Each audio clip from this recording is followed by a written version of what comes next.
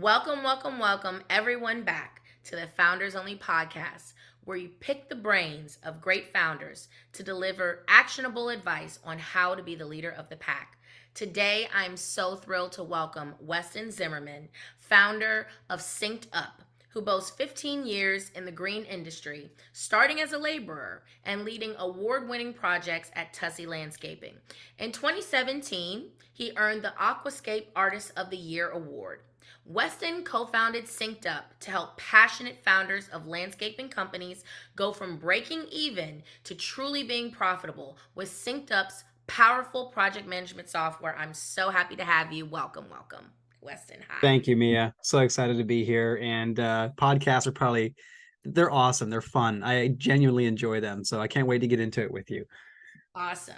So let's just start with your journey, which sounds like a very interesting one of how you went from being a landscaper to becoming the founder of SynkedUp. Yeah. So I started working for Tussey Landscaping when I was 16 years old, before I even had my driver's license. I literally biked to work, and it was 12 miles one way. That's how badly I wanted to work there. And basically, I grew through that company. Like, I started there as literally a teenager that wanted to make some cash, to ultimately the journey that led to founding SynkedUp, which is, completely like whiplash from one end of the spectrum to the other end of the spectrum. I never owned any part of Tussey Landscaping. I just worked there as a leader, as an employee, and eventually part of the leadership team for 50 over the span of 15 years. While working there, what we did was really high-end design build projects like swimming pools, patios, water features, koi ponds, fire features, pavilions, outdoor kitchens, all of that stuff. That's what we built.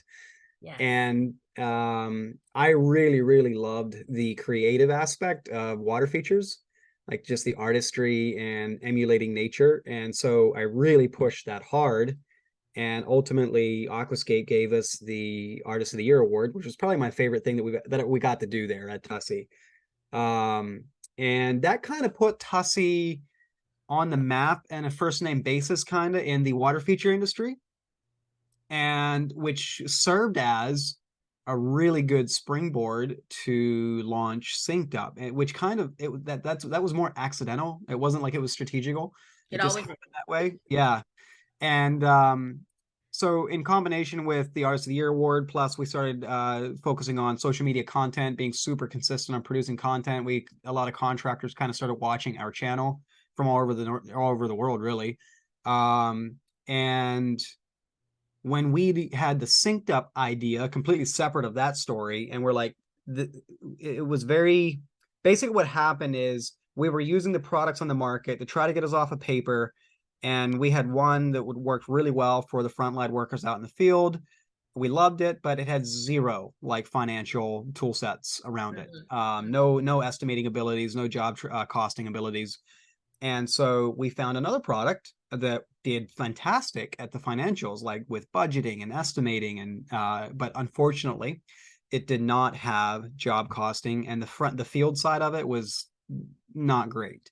And so we were left where we were, running multiple programs, plus spreadsheets, plus QuickBooks, all of this in a $2 to $3 million company at the time, and it was just crushing under its own weight. Yeah. And so in that context, um, insert a little sideline here. My dad had a telecommunications company all his life, so I was around tech, but I didn't work in it.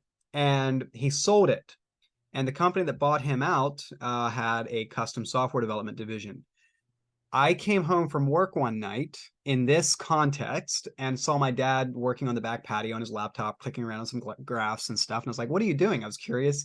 Leaned in. He showed me, "Oh, he's testing this custom software project." And I'm like, "You mean you're just telling the engineers like what you're designing it and telling, and they're just building for you?" And that's where the light bulb went off. Mm. And so I kind of, again, I was an employee. I didn't have the money. I didn't have anything. So I went back to the owners of Tussey Landscaping and was like, "Hey, let's solve our own problem." But my vision was, this is not just a Tussey Landscaping problem. This was an industry problem. Like, this was a gap in the market that hadn't been filled. And I looking back, I mean, I was so naive. I had no idea what I was saying, like campaigning for, like, let's sign up and do this. But that is the truth. That's how we started. And it just by sheer miracle or whatever you want to attribute it to, we scratched and clawed our way to where we are today. um Averted so many tragedies. Like it's just amazing how sometimes in the story of weaving a startup and getting it to market, like there's points in the story that it's just hanging on by a thread and it ekes through, Yep. and that happened so many times for us. And so I'm just really, really grateful that the whole dream and vision um survived to this point, and really is just starting to get oxygen, really is just starting to gain some inertia and some momentum. And I cannot wait to see what the next 5 years, the next 10 years brings. So does this mean that you started synced up with partners from the ownership of Tussy Yeah, Landscaping? yeah, that's right. They are So your partners. yeah, so they put up this, they basically put up the seed money and said, knock yourself out, like, we believe in your vision, knock yourself out. And so today they're co-founders currently, and I'm actually negotiating some equity buyback from them currently. That's another whole story. But that is I have the majority part of the partnership, just from the hustle and grind of getting the company off the ground. Like, I build the dev team, I basically build the whole company from scratch. They put the seed money in and let me use Tussy Landscaping as kind of As like a the test guinea pig. project. Yeah, yeah. Absolutely. And we did Absolutely. that for 4 years. Like, the project was funded and lived inside of Tussy Landscaping for 4 years before we got the first beta user. So if Wow. that was way too long. We wanted to get it perfect, and that the classic mistake. Yes. Yes, and we might deep dive into that Yeah. perfection complex, man. Man, oh man, I was talking about it earlier today, and just we were talking about, is this like a founder thing, like this perfectionism? It's is it a founder thing, or is it like just with anyone that's very ambitious or very driven? Where does this perfectionism come from, and how do we get from focusing on perfection, especially in go to market process, versus progression and having an MVP? How do we change our mindset on this? But we'll maybe come back to that. We'll see. So let's talk then about how you got that first beta user. Sure. So that basically, well, we basically got our first 20-30 customers from our network that we had built, like where the Aquascape Artist of the Year thing kind of put us on the map, the social media thing kind Mm, of put us on the map. So yep. our first customer was literally another Aquascape contractor. Okay. Um, and they knew of Tussy through Aquascape. And we started talking about this project that we were doing. And we were like, hey, we're looking for some beta users. And so we basically, January of 2020 is when we started doing that. And we onboarded about 12 beta users from January through March of 2020, and ran the summer season with that core cohort of beta users, and it went really well. Then in December of 21, we opened it up to the market, and we got our first 100 users through Facebook groups, just guerrilla style, guerrilla warfare, getting into these Facebook groups. People were asking, hey, what would you charge? And then adding value and be like, and by the way, we created this product that helps you do this.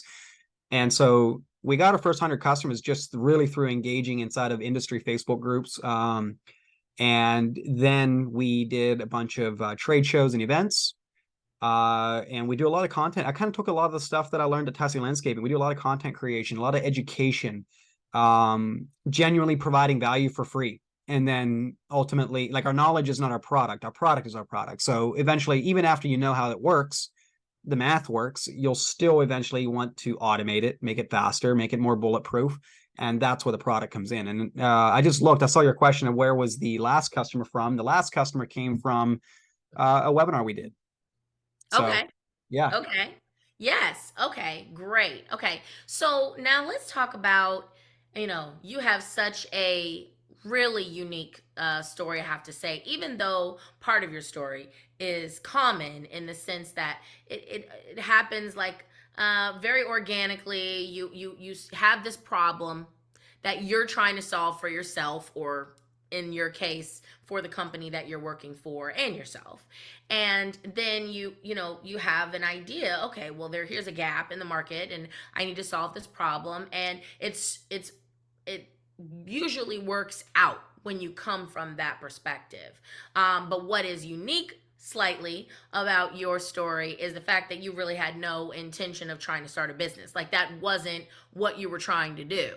It really was that you were trying to solve a problem more than anything. That was your mission. Like, how do I solve this problem? And maybe in the process of solving this problem, I can solve this problem for other people. But Yeah, it wasn't really focused, it sounds like, correct me if I'm wrong, it wasn't really focused on making a buck. It was really focused on solving this problem. that's right. Yeah. So another way of saying it, maybe in the same way, is my motivation was not to grow a business and flip it. My motivation was to actually genuinely solve this problem, not only for ourselves, but for the industry at large. Yes, yes, yes. Great. So, so in that, what are some of the resources, books, podcasts, or you can tell me your favorite one that have really been instrumental in changing your mindset and growing as a founder? Probably the first one that really impacted me was Extreme Ownership by Jocko Willink. And then of course, I read the sequel, The Dichotomy of Leadership. Just that whole extreme ownership mentality of like, it's kind of weak-minded to always try to be blaming external circumstances, and like taking ownership and be like, how did I contribute to the problem? And just that extreme ownership mentality or mindset of like, if you're not succeeding, okay, it must be my fault because you're obviously not clear on what's going on, right? So how can I help you? How can we get clear? And just the extreme ownership aspect of, if you're not making it, it's how I show up to that situation that will either solve the problem or provide clarity on what the next step is.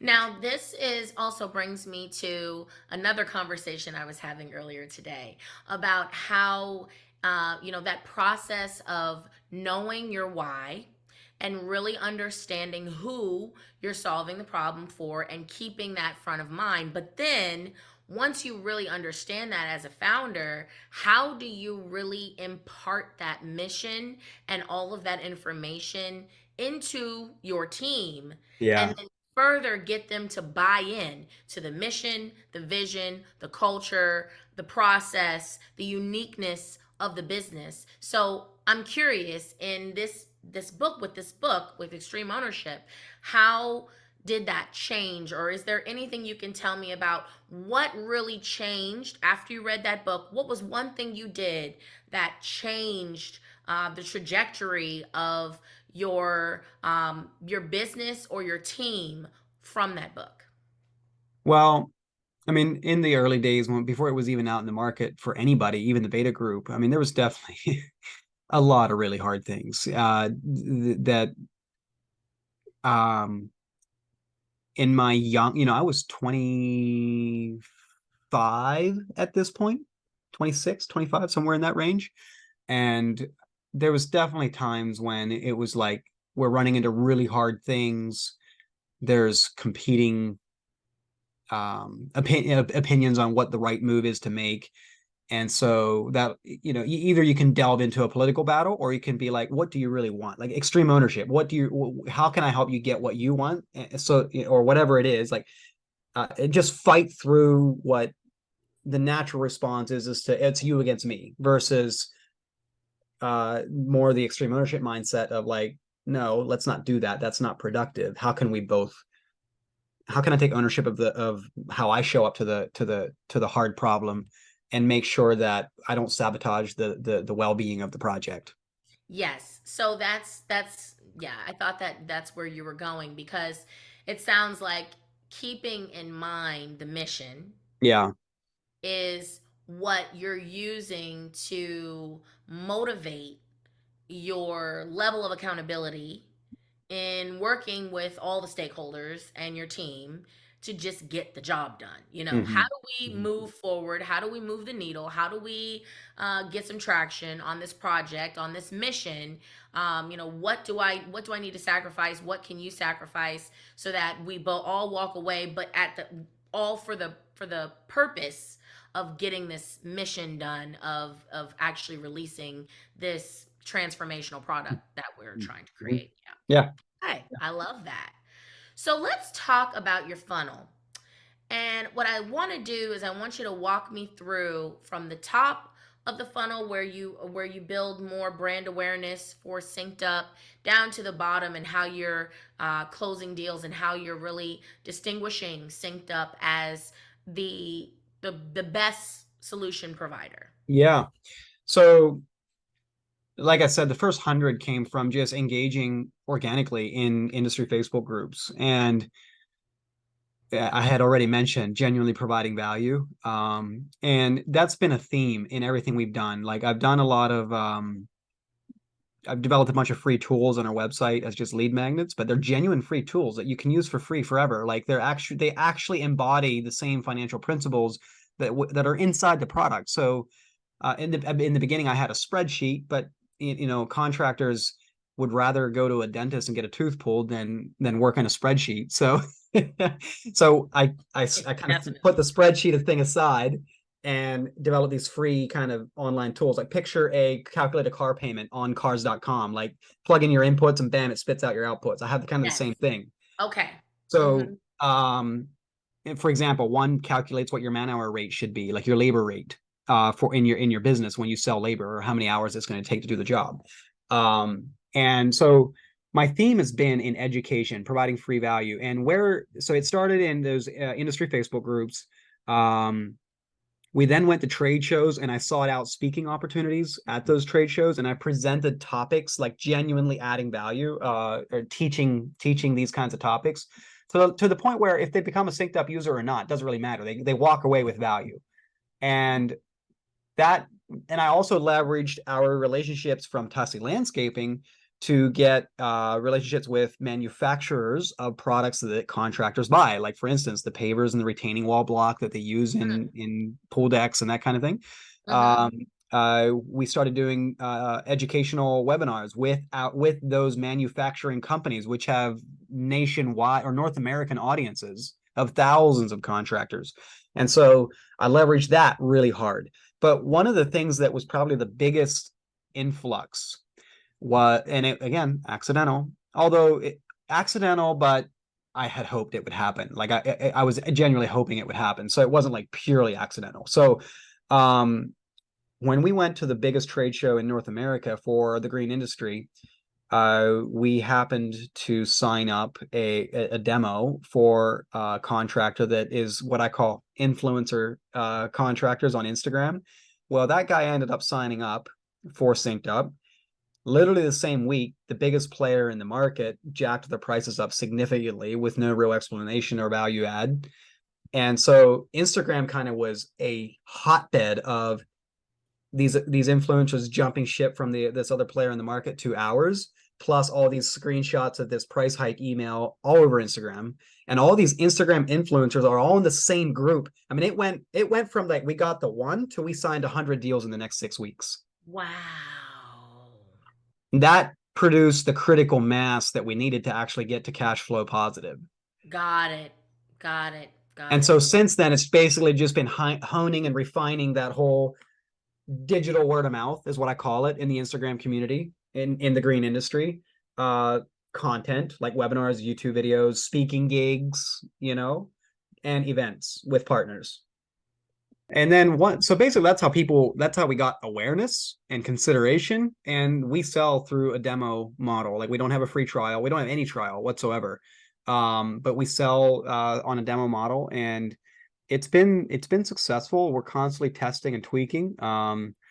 We basically then right when most of them will either sign up or book a follow-up call, like book a meeting from a meeting right from that demo, and we are able to, if they end up signing up, we actually create their account for them right there on the spot. So we have this really like white glove kind of customer success activation team where we're really in, like, we don't just sell you the software and give you the keys to log in.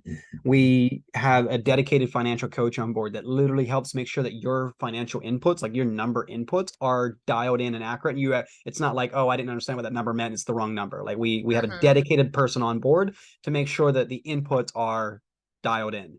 And then we have a dedicated account rep to actually help, like, we roll the red carpet out for them. I'm telling you, like, we totally, our customer support is something that just about every customer rants and raves about. And that has led to a bit of a reputation. And now when you go into these industry Facebook groups, you'll see, hey, well, what do you guys use? And it's just like comment after comment after comment after comment of SynkedUp. And it's just like the team is awesome. So it's just kind of come full circle. And now instead of me engaging in these industry Facebook groups, it's literally our users. That's amazing. That is amazing. So I want to talk back, just step back about the demo. Yeah.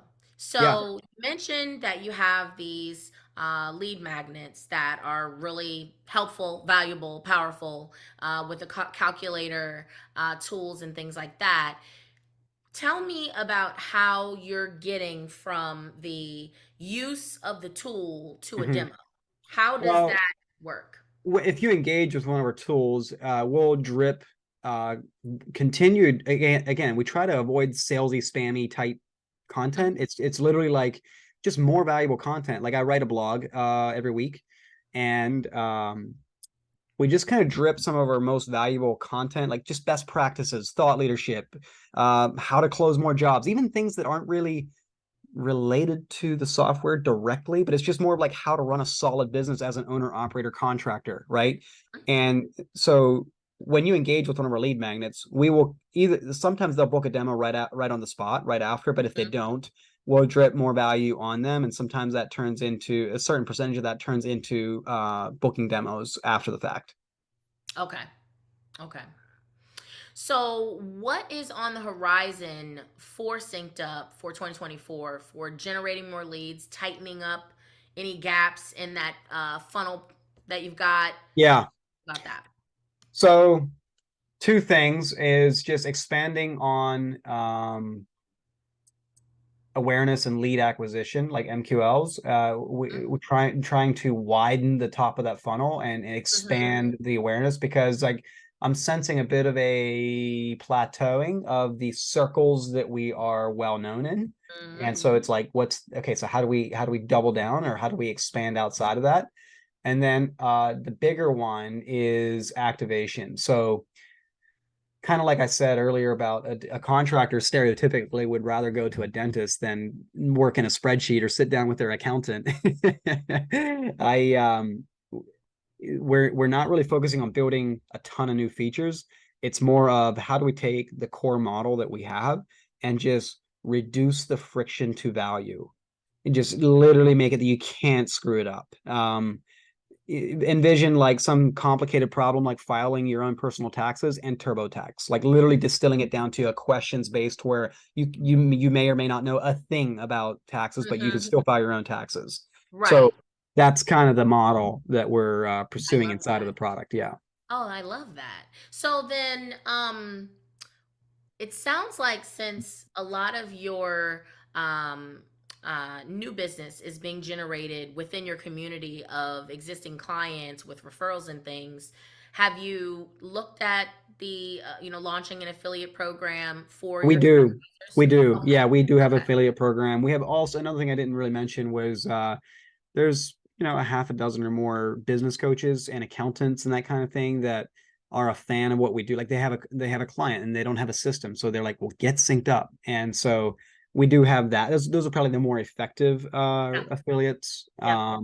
But we definitely have an affiliate program. We do a 10% commission for 12 months off of any and it's open to anybody. It's not like you have to be a customer to use it. So and that's definitely been it's funny though, because what you'll see is our customers, they're like, I just love the product. I don't even care. Like, I'm not even going to sign up for it. I'm just going to keep telling people. So it's interesting how, you try to set up you try to operationalize the incentive and the reward. And at the end of the day, what really counts though is helping someone solve the problem so effectively that they don't even care. But we still try to, like, if we discover, oh, this new customer signed up and it was because they talked to this guy, we still manually go and attribute the rewards to them, just because we want them to, that's part of our culture. Right, definitely. Yeah. And you're absolutely right that, people really do want to share and help others. And a lot of times I think we think that people don't. But generally people want to help Yeah. and help Yeah. even their competitors. And if you don't ask or if you don't share, then you won't know. But I totally agree with you on that. So let's talk about what challenges you faced. You talked a little bit earlier about how, you all had some hiccups along the way where you were hanging on by a thread. What's one story that, really kind of is memorable for you around a challenge that you all faced as you've been growing SynkedUp? Well, the one thing that kind of feels miraculous is, we were nothing special. We were a little $2 to $3 million landscape company in the hills of central Pennsylvania. Like, we were not this big 8-figure company at all. Like, we were the very normal contractor. Um, and knowing what I know now, I would never recommend that contractor with that much revenue would go out there and try to attempt building their own solution. Like, it's just way too risky, and it's just going to, it's the likelihood of it just being a massive, colossal waste of time and money is so high, and the likelihood of you actually succeeding what you set out to do is so low, if I can say that. But obviously there's so many nuances into that, so that's painting with a broad brush. But so what I'm saying is this company wasn't necessarily just flush with cash, but they were having good years, good growth, just enough to just barely, continue developing and funding the development of it. And what feels miraculous is we took the seed money that the company put into it and actually managed to gain cash flow positive business as a software company before we kind of were like, we just have no more cash to pump into this thing. And so that is one example of how it just feels like all that would have had to happen is one down year for the landscaping company and the thing would have been sunk. Yep. And there's other things, like, so I'm a non-technical founder and building a dev team from scratch, not even knowing what even a junior developer does. It's like I can look at the screen and click on it, and if it works, I'm like, yeah, I'm good, that's good. But I have no idea what the back end looks like or what the architecture looks like. And so technical debt was a real challenge, and just Mhm. the bridge between engineering and product and real value out for the customer was a real challenge. And so had I kind of changed horses 3 times on the dev team. Like, at first we had that dev shop here in local here in Pennsylvania, but we kind of outgrew the capacity they could give us. So my wife is from Romania. I had some connections in Romania, and I kind of built a junior-ish dev team over there with 3 to 4 devs at a time. But and they were good people, hardworking people. It was just the gap, the like this contractor that we're serving in North America doesn't really exist over there in East European culture. And so it was very difficult for me as a non-technical founder to I didn't even know how to manage the product in such a way that the end result actually comes out as a high quality product. So what happened is we were Mhm. building code that was full of dependencies and ultimately ended up as technical debt. And had we continued much longer, it could have gotten to the point where it had snuffed the life out of the project because it was crushing under its own weight. But again, by sheer like linked by a thread moments, I met really key people. Met my fractional CTO that really turned the ship around on it. And today we have a solid team that's really doing good work. And I finally, for the first time as a non-technical founder, feel like I can sleep in peace on the Mhm. technical side. But what would you say then is if you could do it over again, tell me 1 to 3 steps you would do differently around helping to avoid that technical debt. What would you do? Well, trying to build a team of junior engineers as a non-technical founder is not a good idea because there's no leadership. There's no technical leadership, right? You need someone at the helm that knows what's up and knows how systems can scale or break when not built properly. The only lens I could judge it through was by what I saw on the screen. Mm-hmm. You need someone in your world that is judging it by the architecture and making sure it's qualities, because in the MVP stage it's so scrappy. You're throwing things you're throwing mud on the wall and seeing what sticks. You don't even know. And so technical debt is going to happen. You just need to have a plan to continue keep it from falling off the rails. So as a non-technical founder today, if I were to go back and do it over again, I thought I was saving money by going overseas. In fact, it Right. was costing me far more than if I had just paid a senior people to do what I needed done. It's going to cost me so much more. I So didn't save a nickel.